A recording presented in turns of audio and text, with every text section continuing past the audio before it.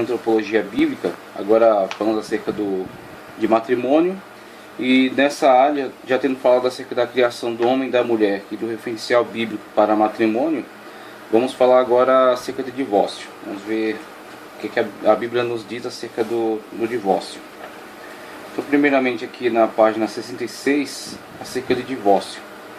O divórcio tem sido objeto de muitos debates no decorrer da história, tanto na vida do povo de Israel como em outras nações. E aqui apresentamos alguns pontos históricos e teológicos de forma sintética, porque se trata de um assunto muito abrangente que envolve leis e religião. Biblicamente falando, nunca esteve no plano de Deus a separação de marido e mulher. Isso se tornou comum devido ao excesso, à excessiva ação do pecado. Mateus 19:8. O desejo de Deus é que os casais não se separem. Mateus 19:6.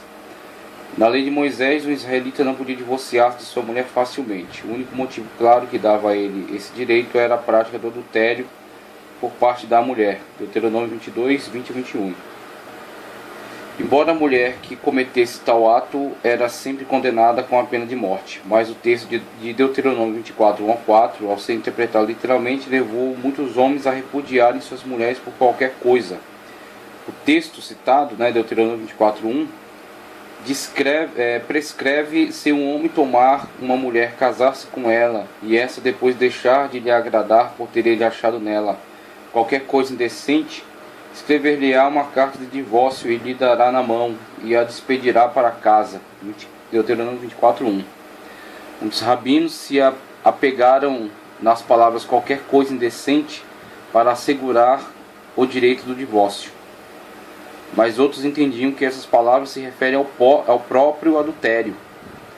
Na história de Israel, houve tempo em que um judeu poderia divorciar-se de sua esposa por qualquer motivo, embora a mulher nunca teve tal direito. Mas em tempos de maior santidade e de maior justiça social, houve várias restrições impostas para disciplinar o divórcio. Abaixo apresentarei alguns motivos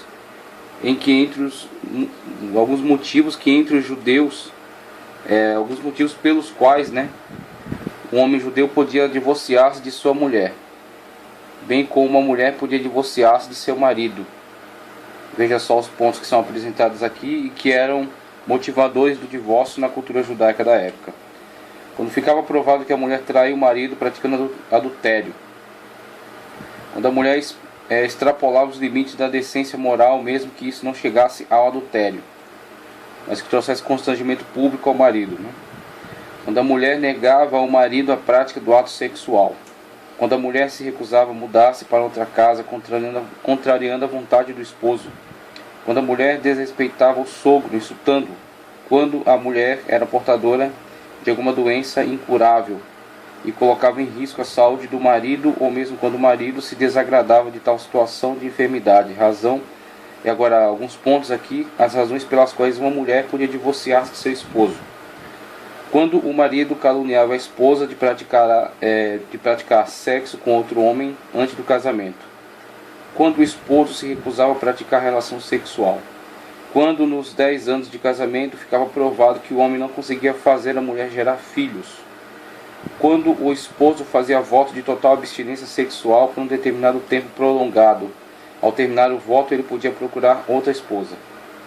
Quando o homem era portador de alguma enfermidade grave, como no caso de lepra, e de alguns aleijões físicos, bem como se o tal tivesse alguma profissão fedorenta, como no caso dos recolhedores de esterco. Quando o marido tratava a mulher com espancamentos, abusos e tirania. Quando o esposo abandonava o lar. Quando o marido não se contentava com a esposa, mesmo com as concubinas, e se lançava à prática do adultério. É interessante notar que nesse ponto aqui, mesmo falando em poliginia, falando em poligamia, e mostrando que era possível o homem ter mais de uma esposa, e além de ter mais de uma esposa, ter também concubinas ligadas a esta família, ainda assim era encarado como adultério o fato desta pessoa, desse cidadão, além de ter essas pessoas relacionadas à sua família com quem poderia ter ato sexual, ele procurasse alguém de fora desse grupo. Então a poligamia também não era uma desordem, né? Também não era uma forma de simplesmente externar esse desejo sexual e praticá-lo com quem quisesse. E a partir de praticado, incluir essa pessoa na sua família. Era tido como uma instituição, não foi uma instituição reverenciada por Deus, não foi uma instituição colocada como base para a família, de acordo com os textos sagrados, mas foi uma instituição tolerada e existia algum tipo de ordem. Então mesmo com esse enquadramento aí dessa família composta por mais de um homem e uma mulher, um homem sendo constituído por um homem e mais de uma esposa, e além da esposa até as concubinas, ainda assim era punível, o adultério era punível quando o homem, ignorando estas esposas e essas concubinas, procurava uma pessoa de fora da sua família. Então é interessante que, mesmo não sendo o ideal, mesmo não sendo o padrão, ainda estabelecia alguma ordem nos relacionamentos. Quando o esposo praticava algum homicídio e fugisse, o direito do divórcio era assegurado então à esposa. Agora, acerca do Novo Testamento, o divórcio no Novo Testamento. No Novo Testamento, o primeiro a falar sobre o divórcio foi o Senhor Jesus. Mesmo assim, falou baseado no que estava escrito por Moisés. Não disse nada que fosse novidade, exceto quando disse as palavras: por causa da dureza de vossos corações. Mas no princípio não foi assim. Mateus 19:8. Então, vemos aqui a partir dessa fala de Cristo, o que vai nortear o nosso raciocínio, é que o próprio Senhor Jesus, ele olha para essas situações, para essas possibilidades, essas hipóteses, nos quais era previsto a possibilidade do divórcio, e na verdade ele olha para isso e não vê qualquer tipo de valor nessas hipóteses, ele não vê qualquer tipo de oficialidade, ele não olha para essas hipóteses levantadas, essa lista aqui que eu acabei de ler, e não vê nelas algo que seja oficial, que seja para levar em consideração, porque o padrão que ele veio ressaltar é o padrão divino. Então ele veio como um referencial do que é o padrão de Deus para os relacionamentos. Então, quando o Senhor Jesus traz a sua palavra acerca de relacionamento, ele evoca exatamente o ato criador de Deus, que no princípio Deus criou um homem e uma mulher. Então esta era a sua vontade, este é o seu plano. Ele criou um homem e uma mulher. Este é o perfeito relacionamento, o relacionamento onde dois se bastarão, onde se dedicarão mutuamente um ao outro e onde poderão suprir as necessidades de ambos. Haverá um equilíbrio, haverá uma coisa equânime, uma coisa equilibrada e igual, onde ambos poderão mutuamente buscar o aperfeiçoamento da relação e a satisfação das necessidades de seu cônjuge. Então, com essa declaração, nós temos qual o padrão? O padrão foi estabelecido como o padrão de Deus, o relacionamento perfeito. Com relação às hipóteses para a separação, ele simplesmente, passando por cima de todas elas, ele olha para essa situação vendo que a única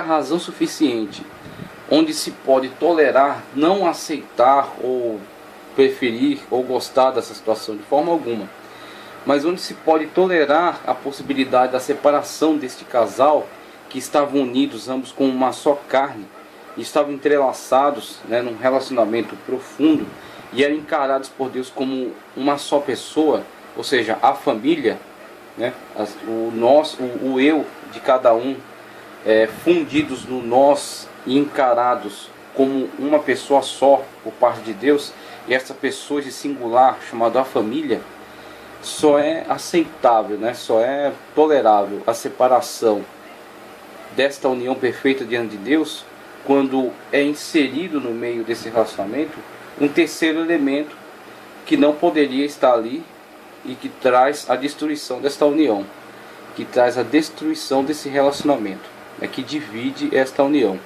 Então, uma vez que este cônjuge, de uma forma traiçoeira, de uma forma a destruir este relacionamento permite, né, se permite ser atraído, ser seduzido para um outro relacionamento, traindo assim a confiança e quebrando esta união, impedindo a possibilidade da continuidade desta união, então por parte de Deus também está dividido, também está separado. Uma vez que já se separou de fato, uma vez que já houve a quebra dessa aliança de fato, perante Deus também está separado. Isso que Cristo nos deixa claro, que o único motivo pelo qual Deus assente a esta possibilidade da separação é por promiscuidade, né? No caso dessa promiscuidade, o adultério. Então, no caso de adultério, a dissolução desta união. Agora, existem outras problemáticas a partir da dissolução desta união. Como ficará o status agora desses dois integrantes do casamento que agora estão separados? Eles estão livres para o novo casamento? E aí é onde surgem muitas discussões, né? Vamos ver aqui na continuidade, Paulo, por exemplo, se manifestando acerca disso. Primeiramente, um pouco mais do histórico aqui do tempo de Jesus. Vejam, estava em voga em Jerusalém, nos tempos do Senhor Jesus, duas importantes escolas de teologia judaica, a do rabino Shammai e a do rabino Hillel. A escola Shammai conservava radicalmente a ortodoxia, enquanto a escola Hillel era um tanto liberal. A escola de Shammai dizia que o homem só poderia divorciar-se da mulher por causa de adultério. A escola de Hillel permitia o divórcio por qualquer motivo, até mesmo sem nenhum motivo, bastasse o homem se aborrecer da mulher. Pelo que lemos em Mateus 5,32, 19:3 ao 12, e Marcos 10, 11 e 12, e também Lucas 16:18, Jesus afirmava a doutrina da escola de Shammai, permitindo o divórcio com uma única exceção, a prática de adultério do cônjuge infiel. E veja nas palavras do Senhor Jesus, quando os próprios fariseus lançam diante dele essa situação que era praticada entre eles, acerca da carta de divórcio, disse Moisés: dê a carta de divórcio, né, como foi lido anteriormente, dê a carta de divórcio e ele dispersa. Jesus, claramente diante dessa situação, ele se manifesta dizendo que isso aconteceu não por causa de algum plano de Deus que estivesse envolvido ali. Não era projeto e plano de Deus. O que na verdade aconteceu é que o grande líder Moisés teve que concordar com isso por causa da dureza dos corações das pessoas que estavam envolvidas naquele momento. E na verdade, daquele tempo em que Moisés se viu obrigado, coagido, forçado a essa situação, a concordar com isso, daquela época, passando por toda a quantidade histórica, chegando até a época de Jesus, não estavam tão diferentes assim. Ainda havia muita dureza de coração, ainda havia muita dificuldade de relacionamento, havia muita distorção na forma como eles olhavam o relacionamento. Então veja, desde a época em que Moisés teve que concordar com a carta de divórcio, até a época em que chegamos, em que Cristo está se pronunciando em relação a isso, vemos então um grande defeito na sociedade em não encarar o relacionamento familiar, conjugal, no nível de importância com o qual Deus o encarava, no nível de valor com o qual Deus o tinha. E é isso que Jesus está vindo exatamente asseverar. Então Cristo, se apartando deste entendimento de que era necessário ter alguma tolerância com essa situação, dar a possibilidade da carta do divórcio e a separação por motivações variadas, diversas, como foi lido aqui, os pontos em que era possível uma separação, Jesus não tem compromisso com isso. Jesus não tem compromisso com essas... não tem compromisso com essa forma de encarar o relacionamento, com essas concessões, exatamente. Não tem compromisso com essas concessões que foram dadas, motivadas pela dureza do coração, motivadas pela falha no nível de responsabilidade com o qual deveria ser encarado o relacionamento, com a importância que Deus dava a este ato. Então Jesus veio exatamente reafirmar o padrão de Deus, em detrimento dessas concessões. E é por isso que Jesus diz, no princípio não era assim. Moisés lhes deu essa possibilidade da carta de divórcio. Por quê? Não por causa de uma revelação, não por causa do padrão de Deus, não por causa da vontade, do plano e projeto de Deus que houvesse sido revelado a ele. Não. Moisés de si mesmo lhes deu isso por causa da dureza de vossos corações. Esta era a motivação. Ele foi coagido a isso por causa da pressão social. Só que Jesus não tinha compromisso com essa concessão. E é onde ele ignora, ele passa por cima de toda aquela lista de possibilidades, de hipóteses.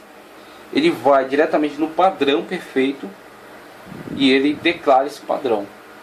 O princípio não era assim. Deus criou um homem e uma mulher e disse, aquilo que Deus uniu não separe o homem. A única hipótese, a única possibilidade para se assentir a essa separação, esse divórcio, é em caso de adultério. Porque quando houve a entrada do adultério no relacionamento, houve a quebra da aliança. Não há mais confiança, não há mais comunhão.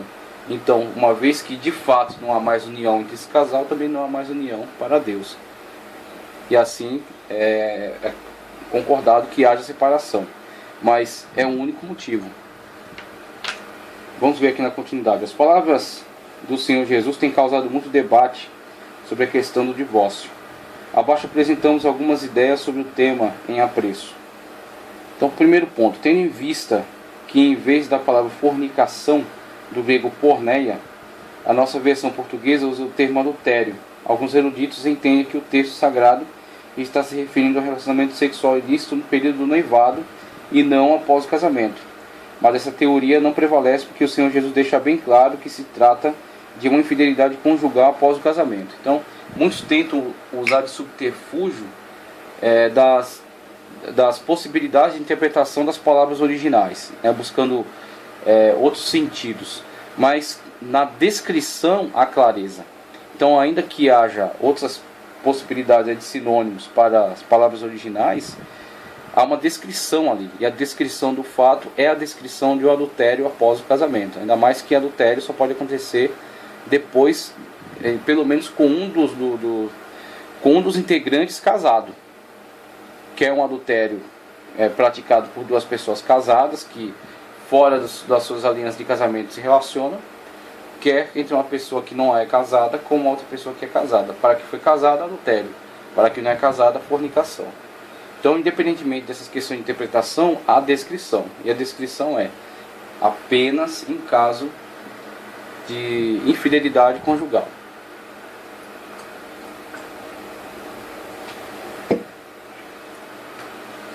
Outra questão. Ainda outros intérpretes argumentam que, apesar da exceção colocada por Jesus ser real, isso não significa que não possa haver outros motivos para o divórcio. Essa ideia é própria da escola Hillel, mas não nos parece que o Senhor Jesus tenha isso em mente quando condenou o divórcio. Então, muitas das vezes, lideranças, ensinadores, palestrantes, em vista das problemáticas surgidas nos relacionamentos, e aliás a família é o grande foco do ataque de destruição de tudo aquilo que é um referencial bíblico, tudo aquilo que é um referencial divino, sagrado, a família é o grande foco, por ser a célula-mãe e por causar um grande dano a toda a estrutura da sociedade. Então, quando temos um movimento satânico, quando temos um movimento de cunho revolucionário, um movimento anárquico que quer destruir toda a ordem, subverter a ordem e com isso conseguir se aproveitar dessa desordem, dessa bagunça para se autopromover, para crescer, para dominar.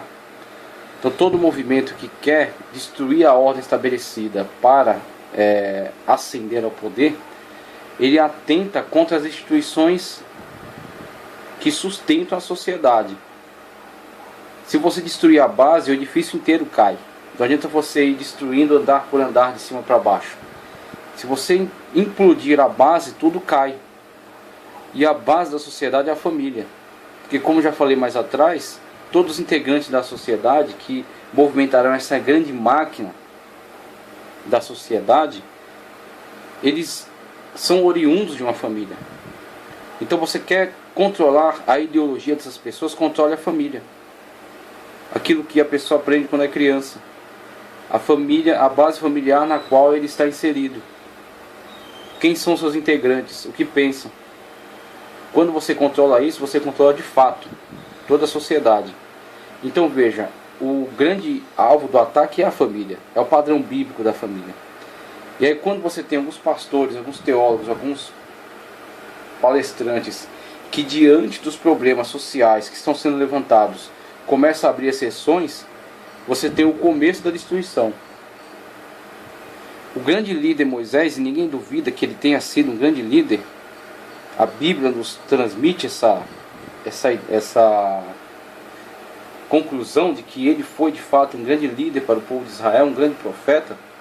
Mesmo assim, perante os problemas da sua época, da sua sociedade, a coerção a qual foi exposto, né, a pressão que foi exercida sobre ele, ele assentiu esta possibilidade da carta de divórcio. E a carta de divórcio foi encarada por eles não como uma exceção, mas como uma regra. Tal foi encarado como regra que criaram-se as diversas hipóteses para a separação. Se achasse alguma coisa que fosse desagradável no parceiro, haveria a possibilidade da separação. E aí sempre se lembravam daquela exceção colocada por Moisés, mas tornada em regra por eles. Abriu o precedente. Então sempre se recorria àquele precedente. Dele carta de divórcio. E se separem. Com isso a dissolução, né, a dissolução das famílias. A reintegração em outra família, mais uma desordem social. Essa desordem social que veio a causar a destruição dessa sociedade em determinado momento. Começa com uma rachadura. E a rachadura se alastra, se não for consertado, a rachadura se alastra e põe a perder todo o edifício, toda a construção. Assim também acontece com a família. Com uma pequena exceção, você começa a destruição que, com o passar do tempo, trará tudo à ruína. Então, quando alguns teólogos, motivados por causa dos problemas, das situações, começam a abrir exceção e inserir interpretações que a Bíblia não favoreceu, interpretações que a Bíblia não respalda, então nós estamos abrindo rachaduras que futuramente trarão tudo à ruína. Então veja, a postura de Cristo não é a mais fácil, não é a mais simples de se explicar e de se concordar, mas foi esta, e ele tem os seus motivos. Ele sabe que se abrir exceções, se abrir concessões, se tolerar essa situação, isso abrirá precedente e futuramente trará destruição. Então o que ele faz? Ele afirma o projeto e o plano de Deus tal qual foi dado a ele. Ele veio pregar a verdade em Deus. Ele não veio pregar comentaristas, ele não veio pregar pensamentos de teólogos, ele não veio pregar pensamentos dos rabinos, dos sábios da época, de Hilel, de Shammai, de nenhum deles. Ele veio colocar qual é o padrão de Deus. O que Deus pensa acerca disso. E quando ele assim o fez, trouxe declarações como esta. São difíceis? São, mas são a verdade. Então o único motivo pelo qual é tolerada a separação desse casal é por adultério. Se não for por adultério, todos os outros motivos não são justificativas reais. Não são motivação real para o divórcio. Problemas no casamento, problemas de entendimento, perda do brilho, né? Perda toda a carga emocional, esfriamento do relacionamento, distanciamento, são coisas que têm que ser tratadas, são coisas que têm que ser resolvidas. E aí Cristo atenta exatamente contra essa dureza de coração.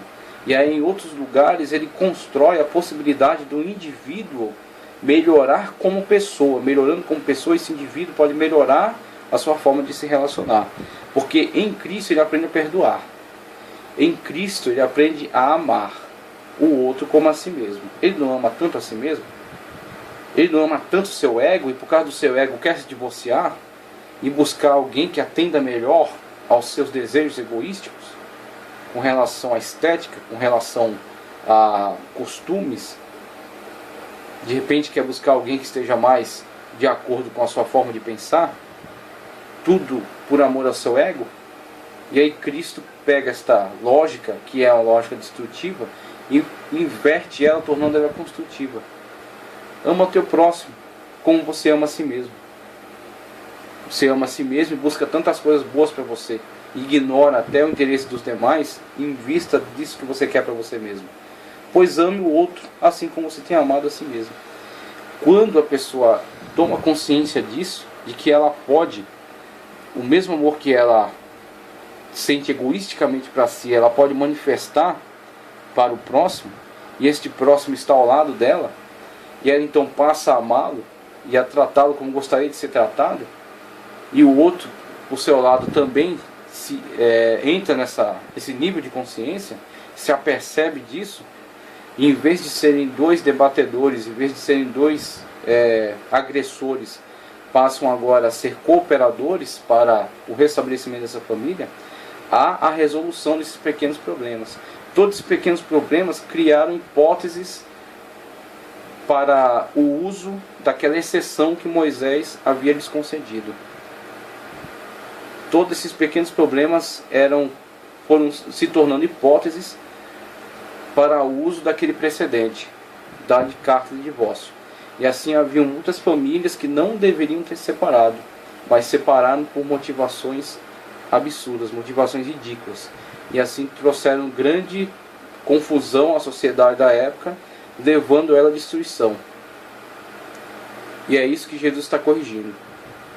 Vamos trabalhar com o indivíduo, melhorar o indivíduo, aperfeiçoar esse indivíduo, transformar, torná-lo em nova criatura, para que esse indivíduo possa entender o que é se relacionar dentro de uma família e valorizar a família no mesmo nível em que Deus a valoriza, dar a ela a importância que Deus dá, tá certo? Paulo depois vai deixar isso, vai enfatizar de uma forma muito séria isso, quando ele fala, por exemplo, que aquele que não cuida dos seus, aquele que não tem cuidado pelos domésticos, ou seja, por aqueles da sua própria família, negou a fé. Aquele que não cuida da própria família, nem da própria família, negou a fé, e é pior do que os infiéis. A qualificação que Paulo dá a essas pessoas é muito severa. Ele diz que é pior do que os infiéis. Então, de tudo que Paulo já viu da parte dos infiéis, os absurdos que cometem, a forma como vivem, Paulo mesmo assim diz que aqueles da igreja de Cristo, que dizem que são de Cristo, que falam aos quatro ventos que são servos e servas de Deus, mas não cuidam dos seus, dos da sua família, dos da sua casa, negou a fé. Não adianta ele pregar, ele vociferar, ele gritar, ele realizar tantas coisas extraordinárias. Ele nega a sua fé, a partir do momento que ele não cuida dos seus. E na verdade, por mais que ele diga que está fazendo alguma coisa para Deus, ele é pior do que os infiéis. Porque aquilo que os infiéis fazem, o fazem sem consciência. Eles tiveram contato com essa verdade. Mas aquele que, mesmo tendo contato com essa verdade, ainda continua desprezando os da sua casa, destruindo seu relacionamento, ele é pior do que os infiéis. Porque ele faz isso conscientemente. Ele deveria ter deixado o Evangelho despertá-lo para esta obrigação, despertá-lo para essa necessidade. E mesmo assim ele fechou os olhos e ignorou. E assim Paulo diz, é pior do que os infiéis. Veja só em que nível Paulo trata essa responsabilidade. Alguns estudiosos concordam com o divórcio com a única exceção apresentada nas palavras do Senhor Jesus, não sendo por causa de prostituição. Mas não aceitam que o cônjuge infiel case-se novamente. Caso faça isso, fique em adultério. Claro que tem algumas posições que parecem enfatizar a interpretação bíblica, mas na verdade elas são excessivas. É como aquela metáfora que diz que é ser mais real que o rei. Veja, Cristo já disse, esta é a exceção, é a única. não por problemas de relacionamento, por adultério. Uma vez ocorrido adultério, há dissolução, há separação. Se Deus entendeu separado, como é que nós, teólogos, pensadores, crentes, pessoas que estão analisando, discutindo, como é que nós vamos dizer que ali haverá adultério? Se a pessoa se relacionar de novo. Foi separado. Foi dissolvido, acabou. Foi a única exceção. Houve um adultério por parte de um dos integrantes do relacionamento, separou. Uma vez que separou, não há mais compromisso com o outro. É isso que está dizendo. Senão não haveria separado. Estaria junto ainda. Ou como a situação que havia há pouco tempo aí, havia o divórcio de desquite, né? Então a pessoa se separava corporalmente, mas ainda estava ligado oficialmente. E não é essa situação que está sendo visualizada aqui. Aqui houve uma separação diante de Deus. Não há mais esse casamento, foi desfeito. Porque um dos integrantes adulterou. Agora, dizer que o cônjuge que sofreu a traição está ainda ligado àquele, não pode se casar, aí querer ser mais real que o rei, né? Aí é levar a interpretação a um nível excessivo. Então veja, aquelas hipóteses de separação, Jesus as desprezou. Ele falou, não, só há uma possibilidade, chamada adultério. Adultério dissolve esta união. Uma vez dissolvida essa união, aquele que sofreu a traição por parte do cônjuge que traiu, que destruiu a aliança, ele não pode ser punido ficando ligado o resto da vida àquela pessoa que o traiu. Foi dissolvido diante dos homens, também diante de Deus. Aquela pessoa está livre para um outro relacionamento. Não queremos ser mais reais que o rei. Outros têm dito que uma vez que o divórcio dissolveu totalmente o casamento, ambos estão livres para casar-se novamente. Agora, claro, a pessoa que traiu, ela carrega uma culpa, né? Ela carrega uma culpa. Ela dissolveu o casamento. Primeiro, ela adulterou. Ela pecou contra Deus. Ela tem que buscar arrependimento. Ela tem que buscar perdão. Segundo, ela destruiu seu casamento. Aquela pessoa que foi traída não tem que estar mais ligada a ela. E tem que ser punida novamente. Ela estará livre para buscar um novo relacionamento. E agora, esta pessoa que traiu, que pecou diante de Deus e que destruiu seu relacionamento, agora estará entrando num novo relacionamento com essa pessoa com quem ela adulterou, ou talvez não. Ela estará entrando nesse novo relacionamento com uma pessoa que não é confiável. Não é confiável. A pessoa que se relacionar com ela saberá. Esta pessoa aqui destruiu seu casamento anterior. Ela não é confiável. Então ela carrega esta marca. Ela carrega esta marca. Não é simplesmente uma questão de facilidades, né? Adulterar para se livrar daquele casamento, se casar de novo, como algumas pessoas podem dizer, ficou fácil. Só quem passa por essa destruição que sabe. E eu tenho conhecido alguns casos de pessoas que entraram por esse caminho e a vida delas não é nada boa. Então seria uma punição contra o cônjuge traído, mantê-lo amarrado àquele relacionamento. E para a pessoa que traiu, é uma destruição da sua vida, é uma marca indelével.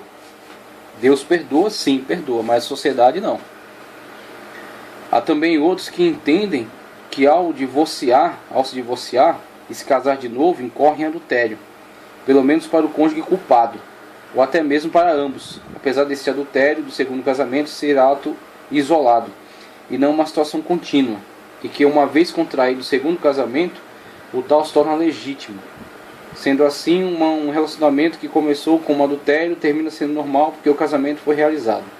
Portanto, o casal sai do pecado contínuo de adultério para uma vida normal. É uma questão apenas legalista, né?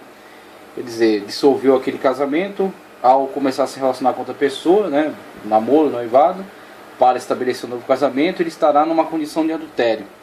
Porque ele é integrante de um outro casamento que foi dissolvido e agora está se relacionando com outro. Mas uma vez casando-se com essa outra pessoa, cancela o status de adúltero no qual ele estava envolvido. Então é uma questão apenas legalista, né? Que é tentar se estender muito dentro dessas questões burocráticas.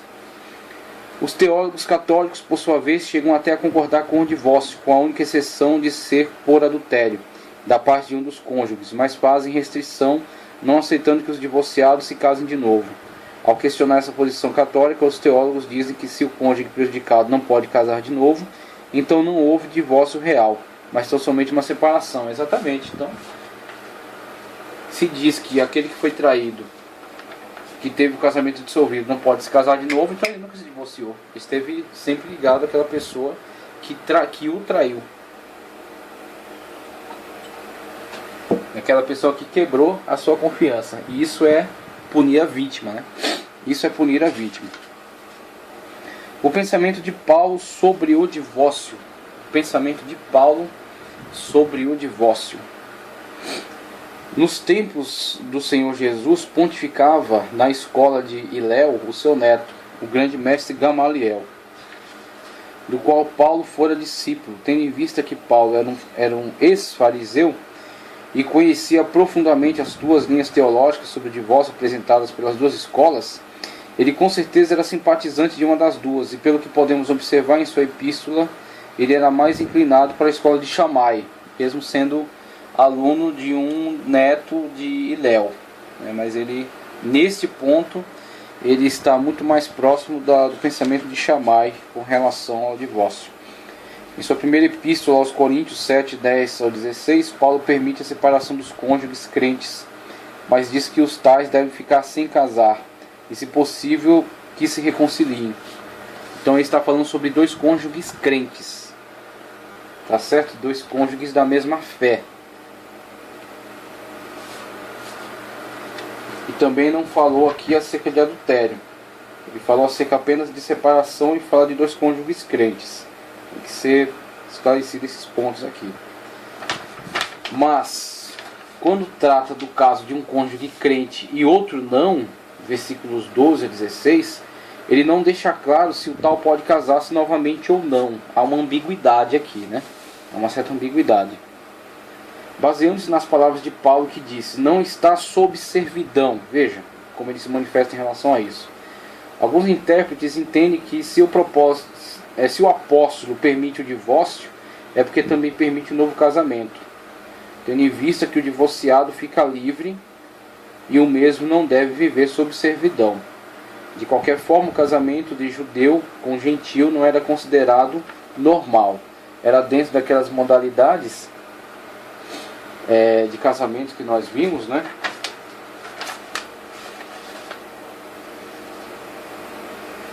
O casamento tratado aqui como exogamia. Exogâmico, né? Temos o endogâmico e o exogâmico.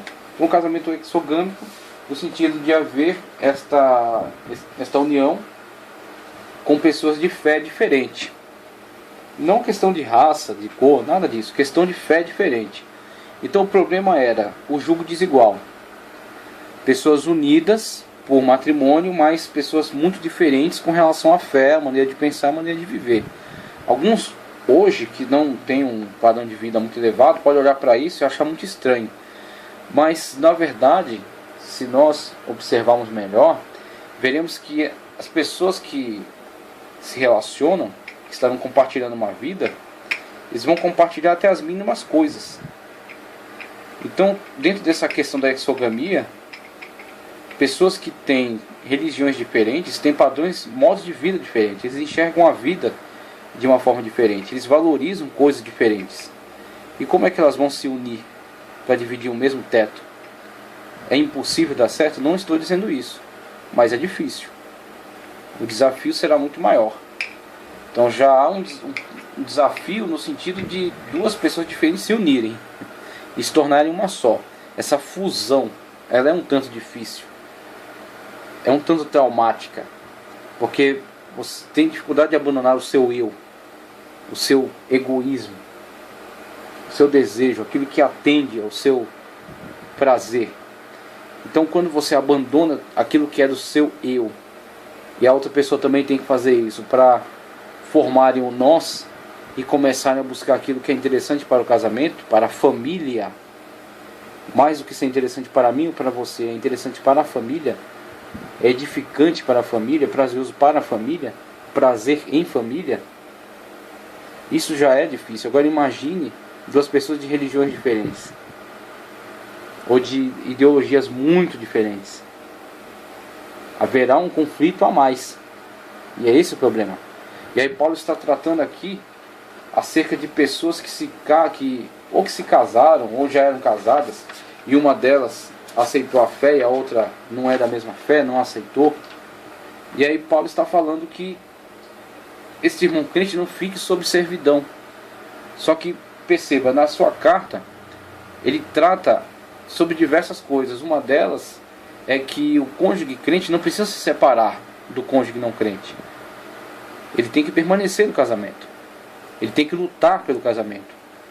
Ele tem que, a partir da sua vida de testemunho, de santificação, santificar o seu casamento, santificar os seus filhos, transmitir-lhes exatamente esta graça, trazer isso para dentro do seu relacionamento, e com isso ajudar o seu cônjuge, ajudá-lo a entender, ajudá-lo a chegar a essa mesma compreensão.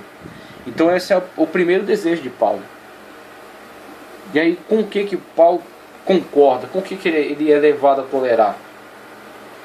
Na questão do cônjuge não crente não querer entender, não querer aceitar, abandonar, por exemplo, largar esse irmão ou esta irmã, abandoná-lo. Então, diante dessa situação, Paulo não vê outra forma de se posicionar, outra forma melhor de se posicionar do que esta, dizendo: esse irmão não tem que estar sob servidão, ou seja, ele não tem que estar ligado a uma pessoa que não o aceita, que não o quer. E o entendimento que nós chegamos a partir dessa declaração de Paulo é que essa pessoa não tem que estar acorrentado àquela que não quer.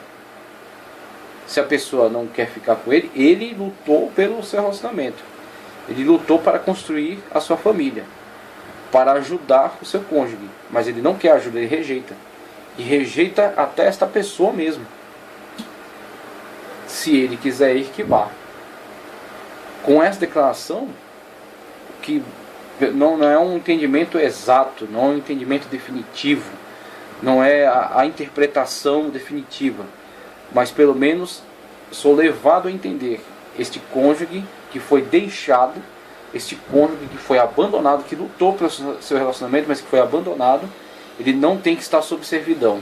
Ou seja, ele tem que estar livre. Livre para quê? Para se relacionar dentro de um relacionamento endogâmico. Nós vimos lá a exogamia e a endogamia.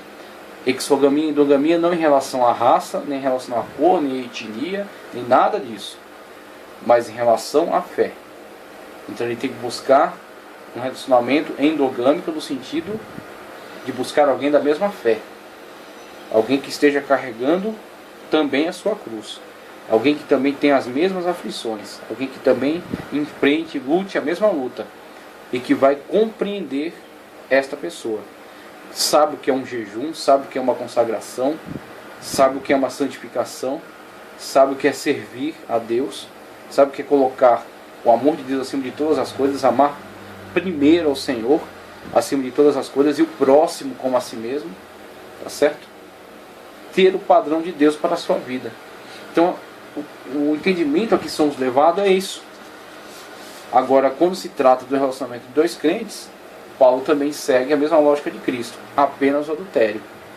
Não sendo adultério, que os dois permaneçam unidos. Se separam, se eles se separarem, que não se casem de novo, por aqueles motivos que os judeus entendiam ser motivo para o seu divórcio. Carta de divórcio, conforme Moisés concordou pela dureza de seus corações. Precedente. Paulo também não endossa esse precedente. Não, que eles estejam unidos. Se por muita briga, por um desentendimento vierem se separar, que eles, mesmo se separando corporalmente, eles não se casem de novo, senão estarão adulterando. A única coisa que quebra a aliança do casamento é o adultério. Se adulterar, aí sim, houve um adultério, não haverá mais a possibilidade de uma união. Mas não sendo por outro motivo, não há adultério.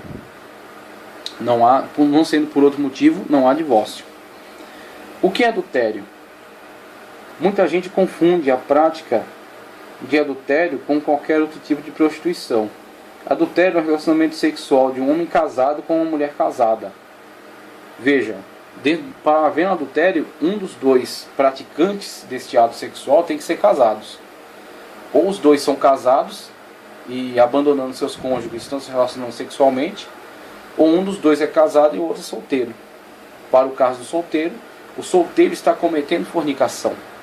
Ele não está quebrando a aliança conjugal com nenhuma outra pessoa, porque ele não é casado. Mas ele está se relacionando sexualmente fora do padrão bíblico.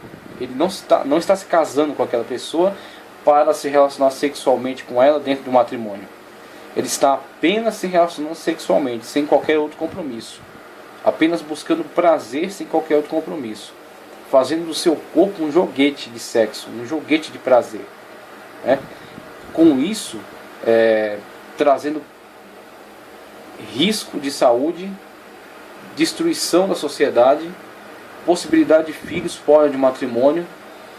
Aí dizem, as formas preventivas, com certeza, as formas hoje de se prevenir, mas está trazendo confusão para dentro dos relacionamentos. Aquilo que seria uma bênção dentro do matrimônio, aquilo que seria um prazer para o casal, é simplesmente prazer. Esse simplesmente prazer é um produto. Esse produto é como que um comércio. E este comércio torna as pessoas em coisas. Não são mais pessoas que se relacionam e constroem alguma coisa. São simplesmente pessoas que se usam. Esta forma de usar o outro para obtenção de prazer é usá-lo como um produto. Algo descartável, que é usado e descartado. E este uso e descarte que as pessoas adotam como forma de vida levam eles à destruição, levam eles à solidão. Quando passa o tempo, chega mais à frente, quando não tem mais aquela virilidade, quando não tem mais aquela beleza, quando não tem mais aquela atratividade, as pessoas estão largadas à sua solidão. Não construíram nada. Não são pais de família, não são mães de família, não têm uma família, não criaram filhos, não tem companheirismo, não tem uma história, não tem nada. Por quê?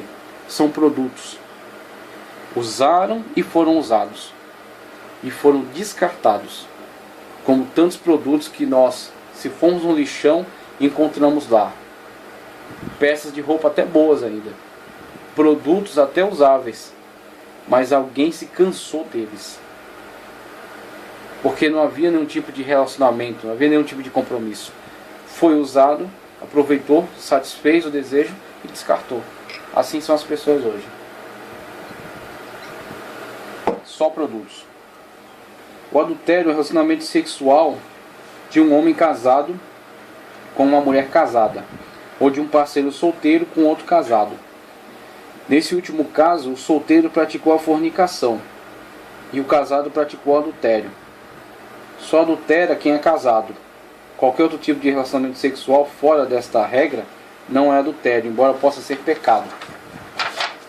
E aí, tratando acerca do sexo, fechando aqui essa questão de matrimônio, falando acerca do sexo, não vamos fazer aqui um tratado de sexologia, até porque não somos nenhum sexólogo, mas não podemos deixar de falar alguma coisa sobre esse assunto, porque se trata de um tema pertinente a essa matéria.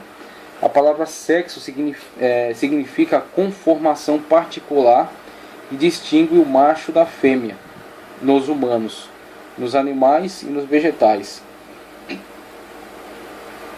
Veja que é algo da natureza, né? Atribuindo-lhe um papel determinado na geração e conferindo-lhe certas características distintas. O termo também é usado para se referir ao coito ou cópula. Ela não aparece na Bíblia, mas o sexo é um tema muito enfatizado nela, ocupando assim um espaço de grande dimensão. Embora seja a Bíblia um livro que trata quase que exclusivamente do lado espiritual do homem, ela não se omite a essa realidade. O relacionamento sexual é descrito nela explicitamente de forma benigna e maligna. Apesar de o sexo fazer parte do casamento, algum intérprete ousa a discutir sobre isso, fazendo certas restrições. E essa é uma das razões que se faz necessário comentarmos sobre o assunto. Ao criar os animais, macho e fêmea, consequentemente Deus criou o sexo e suas funções. A grosso modo, esse mesmo critério se verifica no ser humano. No animal, o sexo existe de forma instintiva e inconsciente, o que não acontece da mesma forma com o ser humano.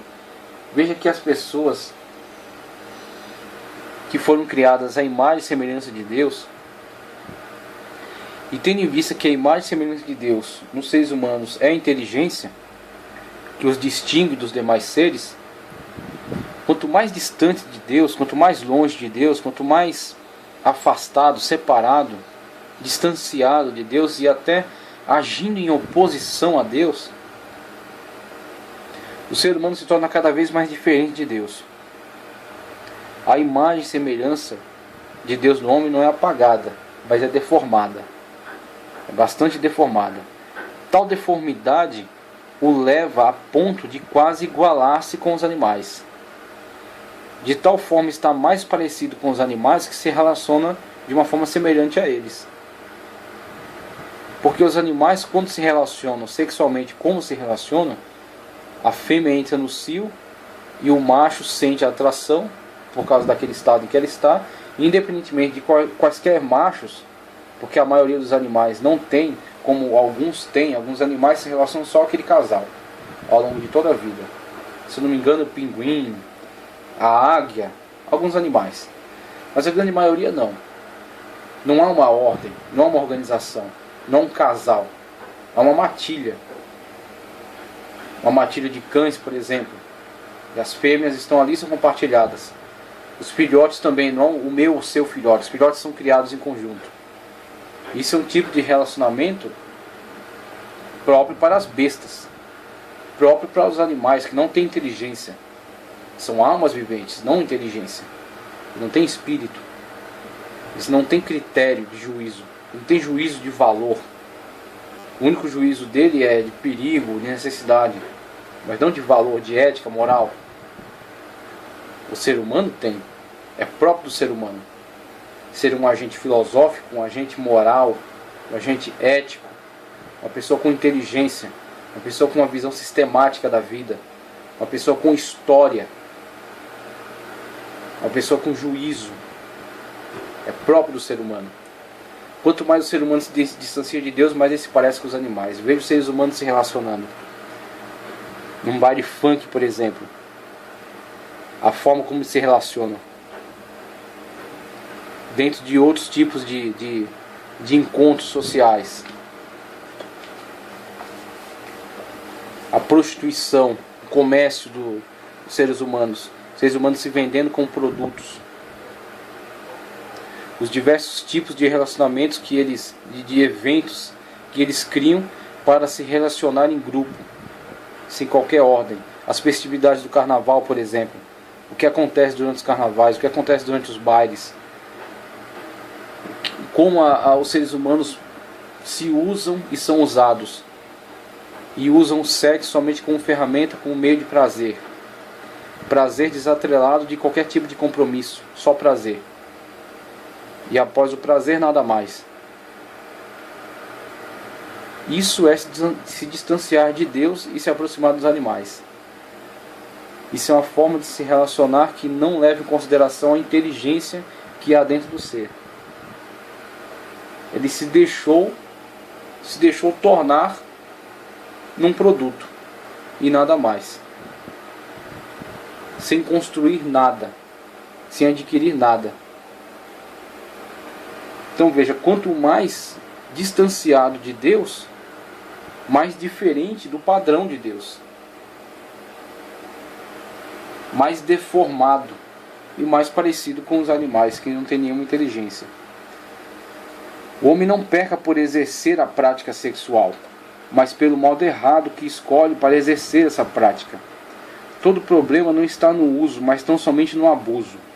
Esse é também um tema de constante debate entre os especialistas no assunto.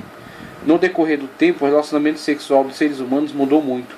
As aberrações e os abusos passaram a ter o primeiro lugar na vida sexual. da maior parte da sociedade. E muitos moralistas que se mantêm ausentes dessa perversão vivem uma vida medíocre e sofrível, porque não estão devidamente emancipados dessa tirania sexual. Aí existe o outro lado, né? Existem as pessoas que se escandalizam com isso e pensam que todo e qualquer ato sexual é um ato pecaminoso. E aí vemos aí o gnosticismo ao longo de muito tempo na história, incentivar o celibato. Vimos a igreja, por interesses muito mais econômicos que qualquer outra coisa, incentivar o celibato, como se o sexo em si fosse um erro. E não é. O sexo foi criado por Deus. E não só sexo para reprodução, sexo para recreação, sexo por prazer. Foi criado por Deus. Como também a família foi criada por Deus. Então este homem e esta mulher que faziam sexo, não somente para a procriação, mas também para a recreação, o faziam dentro de um ambiente seguro, dentro de um ambiente benéfico, dentro do plano de Deus, gerando prazer um ao outro. E veja que Pedro, abordando essa questão, ele fala acerca de pagar ao cônjuge a devida benevolência. E ele associa isso até à questão da comunhão. Para que as vossas orações sejam ouvidas. Veja que essa pessoa que falha no seu relacionamento não tem como manter um relacionamento saudável com Deus, porque Deus o despreza. Porque ele está desprezando o seu casamento. E o casamento foi a criação de Deus. Então Deus está cobrando. Primeiro se preocupe com o seu relacionamento. Se preocupe com o seu cônjuge. E depois você vem a querer estabelecer um relacionamento com Deus. Porque se você não honra aquilo que Deus honra, você não honra Deus. Deus honra o casamento. Então respeite seu casamento. Busque a melhor forma de se relacionar com o seu cônjuge. E então Deus vai te honrar. O sexo inclui isso. O casamento inclui o sexo. E o sexo é uma forma de relacionamento. Ouvir a pessoa é uma forma de relacionamento. Respeitar a pessoa. Proteger a pessoa em diversos aspectos, não só risco físico, riscos ideológicos, riscos psicológicos, riscos emocionais. Talvez, não digo que tenha sido culpa dele, mas o marido de Batseba, que me esqueço o nome dele agora, esqueci, fugiu da minha mente, mas o marido de Batseba talvez não tenha a protegido suficientemente. Não digo que seja culpa dele. Urias, se não me engano. Mas talvez ele não tenha protegido suficientemente sua esposa. Talvez ele não tenha se apercebido de todos os riscos que ela corria. E talvez isso tenha sido sua contribuição para a destruição. Não foi culpa dele? Não. Mas ele poderia ter evitado. É apenas uma hipótese.